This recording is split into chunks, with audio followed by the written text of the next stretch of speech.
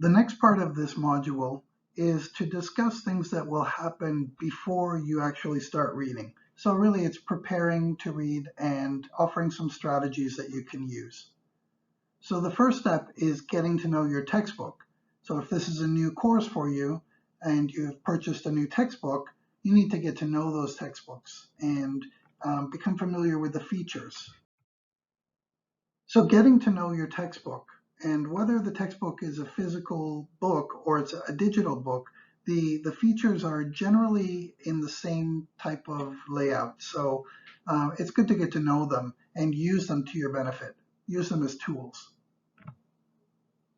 So in this presentation, I'm going to use two kinds of textbooks just because they're quite different, and it's a good opportunity to see how different authors use different features.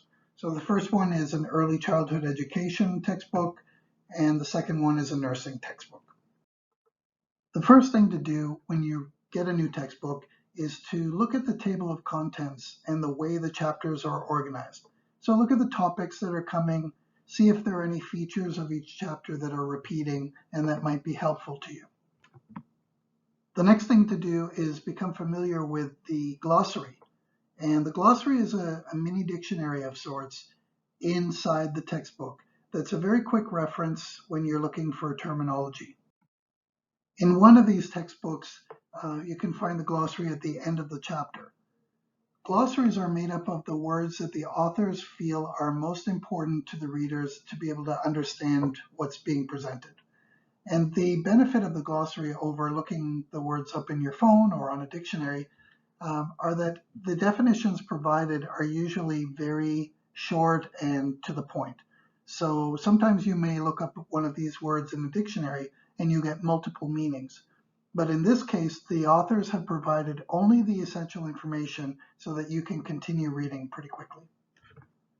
In the other textbook, you can see that the glossary is actually provided in the right-hand column in the margin. And so, for example, in the top of the right-hand column there, you can see psychodynamic theories. If you look in the paragraph, the first paragraph at the top of the page, in line 5, you can see the word psychodynamic theory is in bold. And so that word, if you don't know what that is, you can just look it up on the right-hand side and then get back to reading. So again, these are two different ways that the authors have handled terminology. Textbooks also commonly have what are called learning objectives or sometimes chapter objectives. And a common concern for students is that when you read a chapter, you're going to miss something important. You know, inevitably, there's going to be some time when your attention wasn't there and you missed something, and there's always a little bit of a fear of that. However, if you follow the chapter objectives, all of them, so keep them handy so you can refer to them, and you can respond to all of them, then you know that you've hit on all the important information that the authors wanted you to learn. In this textbook, the other textbook, you can see that the learning objectives are actually embedded inside the chapter. So in this chapter, these are the learning objectives that you will achieve by reading. And even further, if you look halfway down this page, you can see the title, The Learning Perspective. And learning objective number 4 will be achieved in this section. So if learning objective number 4 is something that you're searching for, you know, being able to identify the focus of learning theories, this would be the section that you read.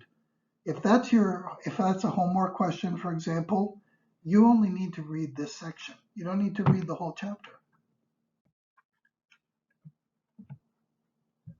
Also, textbooks often have what are called the summary or the review questions or study guide.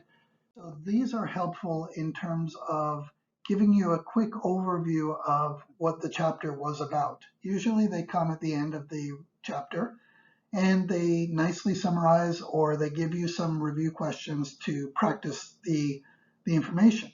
Now, sometimes you might look at the summary and think, well, if I just read the summary, I'll have a good picture of the whole chapter. But really, what you need to do is you can read the summary, but the problem is you're going to miss a lot of the examples and the meaning behind it and where it came from. So really it wouldn't be a clear picture. However, there's no rule that says that you have to start on page 1 and go right through the whole chapter. There's nothing wrong with jumping to the summary and looking through it, or looking at the review questions. So on the left page, you can see a number of review questions here. There's nothing wrong with starting here, looking through all those review questions. And so now as you're reading the chapter, your brain is actively searching for the answers to these questions. And if you can answer all the questions, then you know that you've met the requirements for understanding everything you had to understand in the chapter. Sometimes the authors will provide tips and facts and things that are in the margin, just little helpful information. So you can see on the left page in the center in the box there, you can see best practice or remember this point. So in other cases, they might give you a list of helpful information or alerts. Sometimes it's a cartoon to put you in the frame of mind, some pictures or The final thing to be on the lookout for are additional review or online resources. So a lot of times authors will give additional sources of information. So for example, you might hit on a topic in your course that's really interesting to you. And you might actually find that the time spent on that topic in your class, maybe it wasn't enough for you. You want to go deeper. So here's an opportunity where the authors have provided additional activities, or sometimes websites that you could visit, associations you could contact to get more information about that. Another important aspect of what to do before you begin reading is to know your purpose. Knowing your purpose will help you decide where to put your focus more efficiently. For example, if the purpose of the academic reading assignment is to answer questions, or develop a deeper understanding of a topic, or learn something new, or find information, depending on which type of purpose you have, that will indicate how much focus, how much time you need to spend in the chapter. So for example, if you had a homework question or two to find some information about some terminology, you don't need to read the whole chapter. You need to find where in the chapter that terminology is explained and go to that part and use that information. So depending on your purpose for reading, you might employ different strategies. The strategies that are commonly used are skimming. And skimming is where you're just reading very quickly for a general idea. So sometimes you just want a general understanding of what this is about, or you're just reading for the basic idea.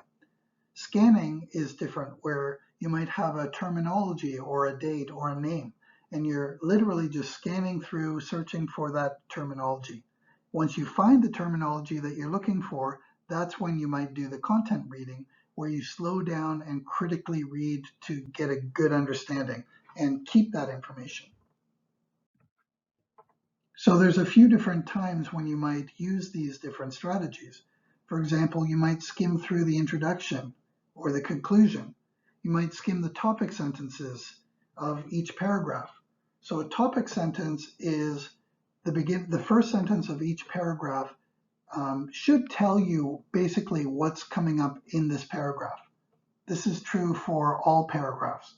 So if you skim the first sentence, that hopefully will tell you whether you need that information or not. And if you don't, then you can skip it. Scanning is when, again, you use it for specific terms, critical words, bold, underlined, italicized text, margins, diagrams, headings. So these are the types of things you'll scan as you're previewing a chapter before you read it. And you use these to select where to focus and slow down to read more deeply. Another very simple idea, but something people sometimes don't consider, is just having a positive attitude and a positive state of mind when you sit down to read. Sometimes it can be quite overwhelming, the amount of reading you have to do, depending on your program. And so instead of saying to yourself, I've got all this reading and I don't know how I'm going to get through it all. I might as well get started. Instead of approaching it with that state of mind, try to turn it into a little bit more positive and say, okay, I've got an hour and a half that I can devote to reading. It's probably not enough, but it'll be a good start, and I'll get going on it. So just a very simple change in your frame of mind about reading might actually help you in the long run. Consider your reading environment. So this is also something that you can control to make your reading experience better. So what can make an effective reading environment? Well, for some people, that means controlling the noise level. Sometimes people prefer a silent place to read, other times a quiet place to read. But knowing yourself is important because this way you can control the situation better. Having proper lighting, making sure that the situation is free from distractions like your cell phone or interruptions. If you know that interruptions are possible, then try to talk to people and ask them for that time. And a proper sitting reading position is important. Lying down on the bed or on a sofa, it probably won't help when you're reading deep, heavy information. So make sure you have a proper position where you're sitting up and comfortable, but not too comfortable. And the last thing to consider before you begin to read is setting reading goals for yourself. Make sure that when you decide to have a reading session, that your goal is clear and achievable. So you want to determine, what do you want to achieve during the session? And how much material do you need to read in order to achieve your goal? And how much time will that take?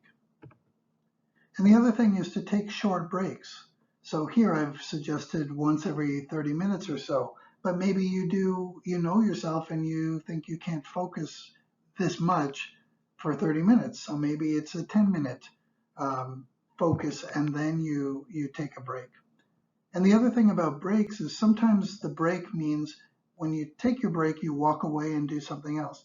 Other times the break could actually just be a little bit of time to reflect on what you've been reading and start to make connections between what you've read and your course or your program or even your future career.